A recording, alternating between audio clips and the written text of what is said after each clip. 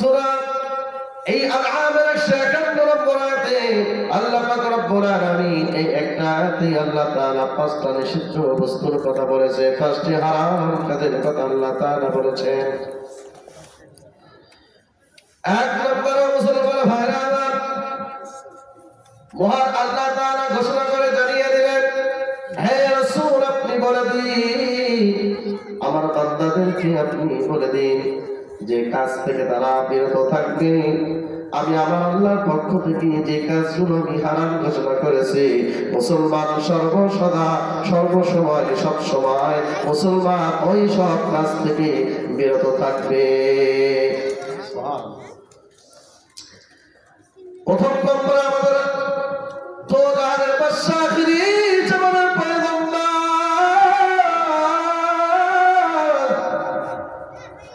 রাসূল করিম সাল্লাল্লাহু আলাইহি ওয়াসাল্লাম ডাক দিয়ে বলেন, কুল তাআলাউ আতলু মা হারামা রাব্বুকুম আলাইকুম আল্লা তুশরিকু বিহি শাইআ।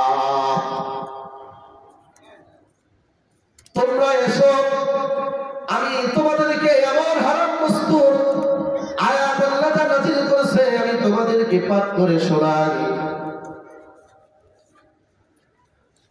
প্রথম নম্বরে হলো আল্লাহ তুশরিকু বিহি শাইআ। এক নম্বরে হলো শিরক করা যাবে না, আল্লাহর সাথে কোনো কিছুকে শরীক করা। দুই নম্বর হলো আবিল ওয়ালিদাইনি ইহসানা, পিতা মাতার সাথে সৎ ব্যবহার করা। তিন নম্বরে হলো দরিদ্রতার ভয়ে সন্তানদেরকে হত্যা করা যাবে না। ولا تقتلوا أولادكم من إملاق نحن نرزقكم وإياهم ولا تقربوا الفواحش ما ظهر منها وما بطن। চার নম্বরে হলো প্রকাশ্যে অপ্রকাশ্যে অশ্লীলতার কাজ করা যাবে না, প্রকাশ্যে অপ্রকাশ্যে গুনাহে লিপ্ত হওয়া যাবে না। পাঁচ নম্বরে হলো ন্যায় সঙ্গত কারণ ছাড়া কোন মুসলমানকে হত্যা করা যাবে না। এই 5 প্রকারের আলোচনা করব ইনশাআল্লাহ। মহান আল্লাহ পাক রব্বুল আলামিন প্রথম নম্বরে বলেন আল্লাহ তুশরিকু বিহি শাইআ। মুসলমান আল্লাহ ছাড়া কারোর সাথে কোনো কিছুকে শরীক করবে না। আল্লাহর সাথে কাউকে শরীক করা যাবে? কথা বলেন, আল্লাহর সাথে কাউকে শিরক করা যাবে? কবরে সিজদা করা যাবে? মাজারে যেয়ে সিজদা করা যাবে? কথা বলেন মুসলমান। আল্লাহর সাথে যদি কাউকে শরীক করা হয়, আল্লাহ পাক রব্বুল আলামিন হাদিস শরীফের ভিতরে বলেন, আল্লাহ পাক রব্বুল আলামিন রাসূল কারীম সাল্লাল্লাহু আলাইহি ওয়াসাল্লাম বলেন, কোন মানুষ যদি পৃথিবী পরিমাণ গুনাহ নিয়ে আমার কাছে উপস্থিত হয়, শরীক করা বাদে শিরক করা বাদে, আমি আল্লাহ পৃথিবী পরিমাণ ক্ষমা নিয়ে আমার বান্দার কাছে আমি উপস্থিত হব। বলেন সুবহানাল্লাহ। সময় শেষ পর্যায়ে 15 মিনিট বাকি আছে, আমি সংক্ষিপ্ত আকারে বলার চেষ্টা করবো ইনশাআল্লাহ। তাহলে এক নম্বরে কি বললাম বলেন, আয়াত থেকে শিক্ষা নিব আল্লাহর সাথে কাউকে শিরক করা যাবে না। আর শিরক হলো এটা সম্পূর্ণরূপে হারাম হারাম হারাম। কথা বলেন ঠিক কিনা? কথা বলেন। বিস্তারিত অধিকার গেলাম না। 2 নম্বর অবিল ওয়ালিদাইনি ইহসানা। মুসলমান ভাইরা আমার, সব সময় মা বাবার সাথে সৎ ব্যবহার করার নির্দেশ দিয়েছেন কে? চিল্লায় বলেন, নির্দেশ দিয়েছেন কে? সব সময় মা বাবার সাথে সৎ ব্যবহার করতে হবে, আল্লাহর নির্দেশ। আল্লাহ পাক রব্বুল আলামিন কোরআনুল কারীমে সূরা বনী ইসরাঈলের 23 নম্বর আয়াতে ঘোষণা করেন, ওয়াকাদা রাব্বুকা আল্লা তা'বুদু ইল্লা ইয়্যাহু ওয়া বিল ওয়ালিদাইনি ইহসানা। আল্লাহু আকবার। আল্লাহর পক্ষ থেকে ঘোষণা হয়ে গেছে, মালিক ঘোষণা দিয়ে দিয়েছে, তোমরা একমাত্র আল্লাহর ইবাদত করবা। আর আমার ইবাদতের পরপর তোমার পিতামাতার সাথে পিতামাতার আনুগত্য করবা এবং তাদের সাথে সৎ ব্যবহার করবা, ইহসান করবা। বলেন সুবহানাল্লাহ। ঘোষণাকার ঘোষণাকার বলেন হাদিস শরীফের ভিতরে রাসূল কারীম সাল্লাল্লাহু আলাইহি ওয়াসাল্লাম বলেন রাকিবান ফুহু সুম্মা রাকিবান ফুহু তার নাক ধুলায় লাঞ্ছিত হয়েছে। সাহাবীরা জিজ্ঞেস করল ইয়া রাসূলুল্লাহ কে লাঞ্ছিত হয়েছে? রাসূল কারীম সাল্লাল্লাহু আলাইহি ওয়াসাল্লাম বললেন যে তার পিতামাতাকে বার্ধক্য অবস্থায় পেল কিন্তু জান্নাতে প্রবেশ করাতে পারল না, ওই ব্যক্তি লাঞ্ছিত ও ক্ষতিগ্রস্ত। বলেন নাউযুবিল্লাহ। আল্লাহ আমাদের সকলকে এই গুনাহ থেকে হেফাজত করুন বলে আমিন। পিতামাতার সাথে আমরা সবাই সৎ ব্যবহার করতে পারি, আল্লাহ আমাদেরকে তৌফিক দান করুন সকলে বলে আমিন। সম্মানিত ভাইরা আমার, সন্তানদেরকে ইসলামী শিক্ষায় শিক্ষিত করতে হবে যদি তাদের কাছ থেকে ভালো কিছু পেতে চায়। কথা বলেন, সন্তানদেরকে লেখাপড়া করাবেন না ইসলামী, তাদেরকে মাদ্রাসায় লেখাপড়া দিনই শিক্ষা না দেওয়া একটা ভয়াবহ কারণ হলো ওই সন্তানটা মাদকাসক্ত হয়ে যাবে, নেশাগ্রস্ত হতে পারে। নেশাগ্রস্ত হয়ে যাওয়ার পরে তার পিতামাতার সাথে খারাপ ব্যবহার করে, আশেপাশের মানুষ তার থেকে ভালো ব্যবহার পায় না, পিতামাতা তো দূরের কথা বলেন ঠিক কিনা? এজন্য রাসূল কারীম সাল্লাল্লাহু আলাইহি ওয়াসাল্লাম বলেন মান সালাকা তরিকান ইয়ালতামিসু ফীহি ইলমান সাহহারাল্লাহু লাহু তরিকান ইলাল জান্নাহ। হাদিস শরীফের ভিতরে রাসূল কারীম সাল্লাল্লাহু আলাইহি ওয়াসাল্লাম বলেন যে ব্যক্তি মান সালাকা তরিকান ইয়ালতামিসু ফীহি ইলমান ইলম শিক্ষার জন্য ঘর থেকে বের হলো, সাহহারাল্লাহু লাহু তরিকান ইলাল জান্নাহ, আল্লাহ তাআলা তার জন্য জান্নাতের রাস্তা সহজ করে দিল। সুবহানাল্লাহ। আপনাদের সন্তানেরা মাদ্রাসা লেখাপড়া করে আছে না? মাদ্রাসা পাশে এক কথা বলেন, ছোট্ট ছোট্ট বাচ্চারা মাদ্রাসায় যায়, কিন্তু অনেক আমরা লোক আছি মাদ্রাসায় শিক্ষা করে এই ছোট ছোট বাচ্চারা কি করবে? আরে ভাই, এদের মর্যাদা যে কি আমি আপনাদের একটা হাদিস শোনাবো।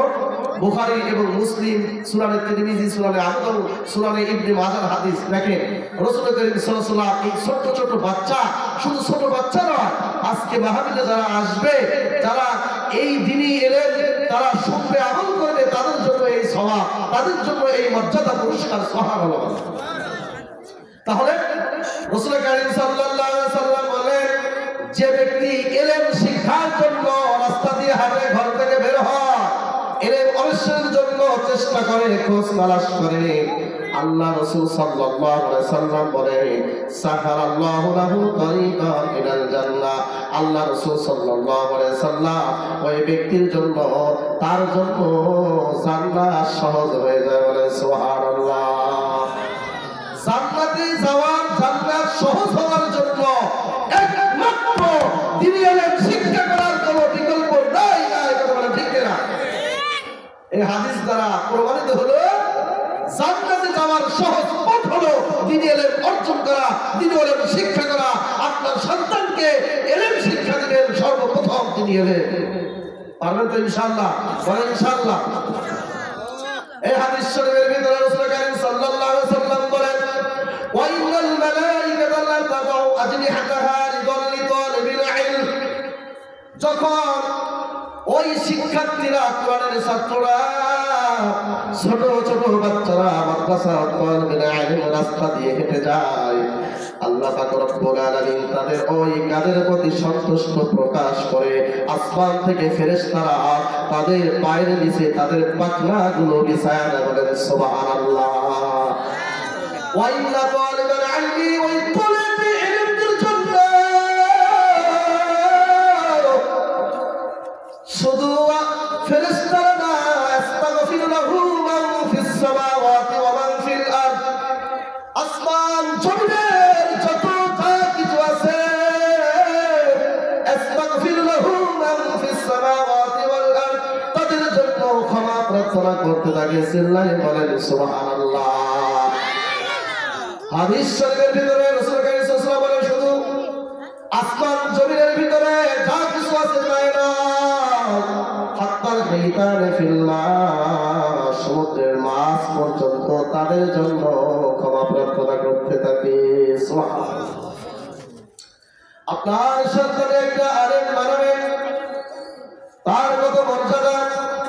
আল্লাহ তাআলা আলেমের মর্যাদা বর্ণনা করতে দিয়ে তারকারাদের উদাহরণ দিয়েছে হাদিস শরীফের ভিতরে, ওয়া ইন্না ফাদলাল আলিমি আলাল আবিদি কাফাদলিল কমারি আলা সাইরিল কাওয়াকিব। আসমানে যেমন তারকারাজি, যেমন তারকারাজির উপরে চাঁদের যেমন মর্যাদা, একজন ইবাদত বন্দেগীতে লিপ্ত একজন আবিদের উপরে আলিমের মর্যাদা তেমনই। বলেন সুবহানাল্লাহ। মুসলমান ভাইরা আমার, ইলম শিক্ষার কত গুরুত্ব। আল্লাহর হাবিব আশরাফুল আম্বিয়া সাইয়্যিদুল মুরসালিন, দো জাহানের বাদশা, আখিরি জামানার পয়গম্বর হযরত মুহাম্মদ রাসূলুল্লাহ সাল্লাল্লাহু আলাইহি ওয়াসাল্লাম এই হাদিস শরীফের ভিতরে তারপরে তিনি বলছেন, ইন্নাল আম্বিয়া ওয়ারাসাতুল আম্বিয়া, ইন্নাল উলামা ওয়ারাসাতুল আম্বিয়া। আলেমরা হলেন নবীদের উত্তরাধিকারী। সুবহানাল্লাহ। ইন্নাল আম্বিয়া আলাম ইওয়াররাসু দিনারান ওয়ালা দিরহামান। আর আলেমরা, নবীরা কোনো টাকা পয়সা উত্তরাধিকারী পৃথিবীতে রেখে যায় না। ইন্নামা ওয়াররাসুল ইলমা, আর যে ব্যক্তি ইলম গ্রহণ করলো, ইলম অর্জন করলো, ফামান আখাযাহু আখাযা বিহাজ্জিন ওয়াফির, ওই নবীদের উত্তরাধিকারী থেকে সে একটা বড় অংশ গ্রহণ করলো। সুবহানাল্লাহ। সম্মানিত বাচ্চারা আমার, যারা কোরআন পড়তে পারেন না তারা কোরআন পড়া শিখবেন ইনশাআল্লাহ। অবশ্যই। কি দেখেন এই হাদিস শরীফের ভিতরে যারা ইলম গ্রহণ করলো তাদের কি মর্যাদা। এজন্য সন্তানদেরকে আলেম বানানো, এটা যদি করা যায় আল্লাহ তাআলা তার পিতামাতার অনেক সম্মান আল্লাহ তাআলা দিয়েছেন। এজন্য সন্তানের কাছ থেকে ভালো কিছু পেতে হলে তিনি শিক্ষার বিকল্প কোনো কিছু নাই। কথা বলেন ঠিক কিনা? মহান আল্লাহ পাক রব্বুল আলামিন সূরা আল-আনআমের 151 নম্বর আয়াতে আল্লাহ তাআলা তারপরে বলেন, ওয়ালা তাকতুলু আওলাদাকুম মিন ইমলাক, নাহনু নারযুকুকুম ওয়া ইয়্যাহুম। আল্লাহ তাআলা 3 নম্বরে কবিরা গুনাহ সম্পর্কে, হারাম গুনাহ সম্পর্কে আল্লাহ বলছেন, তোমরা দরিদ্রতার ভয়ে তোমাদের সন্তানগুলোকে তোমরা হত্যা করো না। নাহনু নারযুকুকুম ওয়া ইয়্যাহুম, আমি তোমাদেরকে এবং তাদেরকে রিজিক প্রদান করে থাকি। সুবহানাল্লাহ বলেন। তাফসীরের ভিতরে আসছে আল্লাহ পাক রব্বুল আলামিন সর্বপ্রথম দুর্বল অক্ষমদেরকে আল্লাহ তাআলা রিজিক দান করে। সুবহানাল্লাহ। ওর মায়ের গর্ভে যখন সন্তান, মা যখন সন্তান গর্ভে ধারণ করে, ওই সন্তানটা কত দুর্বল, তার কোনো শক্তি নাই। আল্লাহ পাক রব্বুল আলামিন কোরআনুল কারীমে স্পষ্টভাবে জানিয়ে দিলেন, ওই মায়ের গর্ভে সন্তান দুর্বল অক্ষম। আল্লাহ এজন্য বলে দিলেন, নাহনু নারযুকুকুম ওয়া ইয়্যাহুম, তোমার মায়ের পেটের ভিতরে যে দুর্বল অক্ষম সন্তানটা আছে, ওই সন্তানকে আমি রিজিক দান করি এবং তোমাদেরকেও রিজিক দান করব। সুবহানাল্লাহ। তোমার এই সন্তানের জন্য তোমাদেরকে আমি রিজিক দান করি। এজন্য আল্লাহ তাআলা হারাম ঘোষণা করেছে, তোমরা দরিদ্রতার ভয়ে তোমাদের পেটের সন্তানগুলোকে তোমরা হত্যা করো না। কারণ জাহেলিয়াতের যুগে এই প্রথা ছিল, তারা কন্যা সন্তানগুলো জীবন্ত হত্যা করে ফেলতো। কথা বলেন ঠিক কিনা? অনেক ঘটনা, ওই দিকে গেলাম না। আল্লাহ পাক রব্বুল আলামিন তারপরে বলছেন, ওয়ালা তাকরাবুল ওয়ালা তাকতুলু আওলাদাকুম মিন ইমলাক, নাহনু নারযুকুকুম ওয়া ইয়্যাহুম, ওয়ালা তাকরাবুল ফাওয়াহিশা মা যাহারা মিনহা ওয়া মা বাতান। 4 নম্বরে আল্লাহ পাক রব্বুল আলামিন বলছেন, তোমরা প্রকাশ্যে অপ্রকাশ্যে যত অশ্লীল আছে তোমরা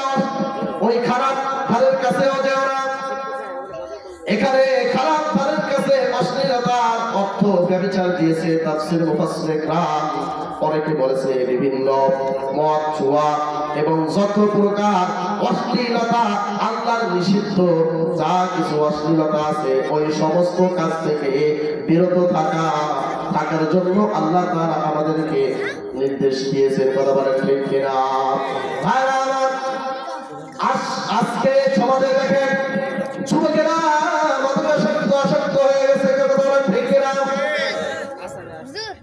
আজকে তারা মদ পান করছে জীবনকে প্রকাশ্যে। আল্লাহ হাবিব সাল্লাল্লাহু আলাইহি ওয়াসাল্লাম ঘোষণা করে জানিয়ে দিলেন, কুল্লু মিসকিন হারাম ওয়া কুল্লু মুসকিন হারাম। আল্লাহ তাআলা সমস্ত প্রকার মদগুলোকে আল্লাহ তাআলা হারাম করে দিয়েছে। আর তারা এগুলো করে, তারা শুধু সমস্ত প্রকার নেশা দ্রব্য যা কিছু আছে সব মদ বলে গণ্য। সমস্ত প্রকার নেশা থেকে, খারাপ কাজ থেকে, অশ্লীলতা থেকে সমাজ মানুষ মুসলমান বিরত থাকবে। ঘোষণাকার চিল্লা বলে ঘোষণাকার। যারা নেশা দ্রব্যগুলো আসক্ত, আল্লাহর হাবিব সাল্লাল্লাহু আলাইহি ওয়াসাল্লাম একটা হাদিস শোনায়, সুনানে আবু দাউদ, সুনানে তিরমিজি শরীফের হাদিস। রাসূল কারীম সাল্লাল্লাহু আলাইহি ওয়াসাল্লাম বলেন, লাআনাহুল্লাহুল খামরা শারিবাহা ওয়া সাকিয়াহা ওয়া বা'iয়াহা ওয়া মুবতা'াহা ওয়া 'আসিরাহা ওয়া মু'tasiraha ওয়া হামিলাহা ওয়াল মাহমুলাতা ইলাইহি ওয়া আকিলা সামারিহা। এই হাদিসটা বলে আমার ওয়াজ শেষ। 45 মিনিট। রাসূল কারীম সাল্লাল্লাহু আলাইহি ওয়াসাল্লাম বলেন, লাআনাহুল্লাহুল খামরা, মহান আল্লাহ পাক রব্বুল আলামিন মদকারীকে অভিশপ্ত করেছেন। নাউজুবিল্লাহ বলেন। আল্লাহ আমাদেরকে হেফাজত করুন, আমিন। ওয়া শারিবাহা, যে মদ পান করে ওই ব্যক্তিকে অভিশপ্ত করেছে। নাউজুবিল্লাহ বলেন। ওয়া সাকিয়াহা, আর যে মদ পান করে এবং মদ যে বিক্রেতা করে, মদ যে প্রস্তুত করে, আর যে মদ বিক্রেতা করে আল্লাহ রাসূল সাল্লাল্লাহু আলাইহি ওয়াসাল্লাম তাকে অভিশপ্ত করেছে। নাউজুবিল্লাহ বলেন। মনে করেন খায় না, নেশাদ্রব্য খায় না, কিন্তু বিক্রি করে। দোকানদারের মাসলা নাই, আমি তো খাই না। আল্লাহ বলছে যে বিক্রেতা তাকে অভিশপ্ত করেছে। নাউজুবিল্লাহ বলেন। যে কিনে নিয়ে আসে তাকে অভিশপ্ত করেছে। নাউজুবিল্লাহ বলেন।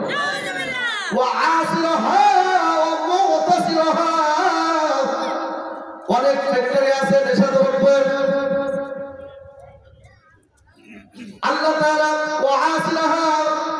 এই মদ প্রস্তুতকারককে আল্লাহ তাআলা অভিশপ্ত করেছেন। নেশা দ্রব্য প্রস্তুতকারকের ব্যবস্থাকারীকে আল্লাহ তাআলা তাকে অভিশপ্ত করেছে। বলেন নাউজুবিল্লাহ। অনেকে আছে নেশা দ্রব্য গাড়িতে বহন করে নিয়ে যায়, মদ বহন করে নিয়ে যায়, আছে না নাই?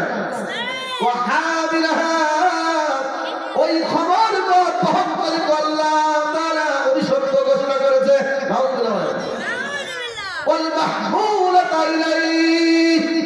আর গাড়ি দিয়ে অনেকে বহন করে যার কাছে নিয়ে যায়। এই গাড়ি দিয়ে বহন করে কারোর কাছে নিয়ে যায় না, গাড়ি দিয়ে বহন করে গাড়ি দিয়ে বহন করে যার নিকট নিয়ে যায়, ওই ব্যক্তিকে অভিশপ্ত করেছেন আল্লাহ তাআলা। নাউজুবিল্লাহ বলেন। শুধু তাই নয়, এর মূল্য যারা ভক্ষণ করে ওই ব্যক্তিকে আল্লাহ পাক রব্বুল আলামিন অভিশপ্ত করেছে। নাউজুবিল্লাহ। সম্মানিত মুসলমান ভাইরা আমার, আল্লাহ পাক রব্বুল আলামিন মুসলমানদেরকে কত ভালোবাসে বলি। আল্লাহ পাক রব্বুল আলামিন যাতে মুসলমানরা খারাপ কাজে লিপ্ত না হয়, আল্লাহ পাক রব্বুল আলামিন সব সময় আল্লাহ পাক রব্বুল আলামিন কোরআনুল কারীম আল্লাহ তাআলা মানব জীবনের জন্য, আমাদের জন্য, মুসলমানদের জন্য, মানব জাতির জন্য আল্লাহ তাআলা একটা পূর্ণাঙ্গ জীবন ব্যবস্থা দিয়ে দিয়েছেন। কথা বলেন ঠিক কিনা? ওনার হলো সংবিধান, ওনার আইন বিধান অনুযায়ী মুসলমান চলবে। তার জীবনগুলোকে, তার সমাজগুলোকে, রাষ্ট্রগুলোকে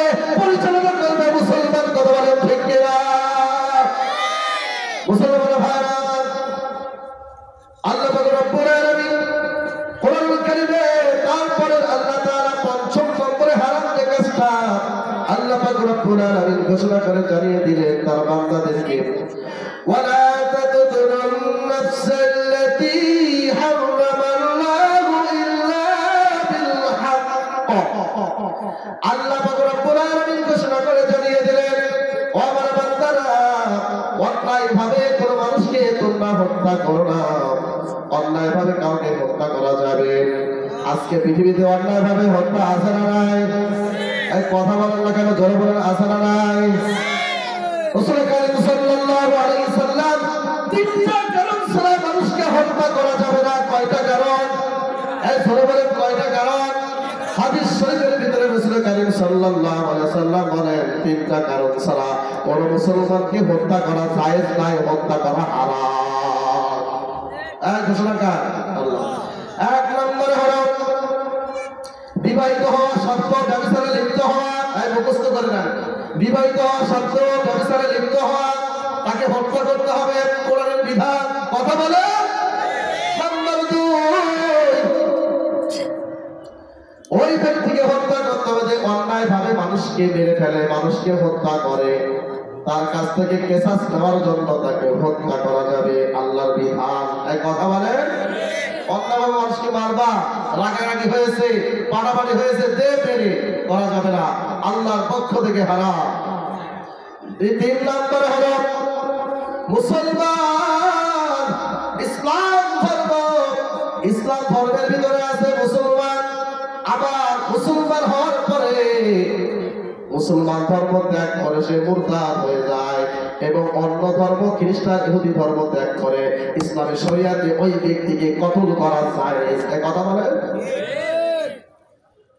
সম্মানিত ভাইরা আমার, এই 3টি কারণ ছাড়া কাউকে হত্যা করা যাবে না, যাবে না। ঘোষণাকার ইসলামের 3য় খলিফা ওসমান রাদিয়াল্লাহু আনহু, ওসমান গনি রাদিয়াল্লাহু আনহু একদিন বিদ্রোহীদের দ্বারা তিনি অবরুদ্ধ হন। তারা ওসমান রাদিয়াল্লাহু তাআলাকে হত্যা করতে প্রস্তুত হন। ওসমান রাদিয়াল্লাহু আনহু ইসলামের 3য় খলিফা ছিলেন। তিনি এই হাদিসটি ওই বিদ্রোহীদের শুনিয়ে দিলেন। রাসূল কারীম সাল্লাল্লাহু আলাইহি ওয়াসাল্লাম বলেন, আমি তো ব্যভিচারে জাহিলিয়াতের যুগে তো দূরের কথা, মুসলমান হওয়ার পরেও আমি তো ব্যভিচারে কোনো লিপ্ত হইনি। নাম্বার 2, আমি তো অন্যায়ভাবে কাউকে হত্যা করিনি। আমি তো ইসলাম ধর্ম ত্যাগ করা তো দূরের কথা, এটা আমার কল্পনা আমার মনে আসে না। সুবহানাল্লাহ। কেন তোমরা আমাকে হত্যা করবা? কেন তোমরা আমাকে হত্যা করবা? এজন্য কেন তোমরা আমাকে হত্যা করতে চাও?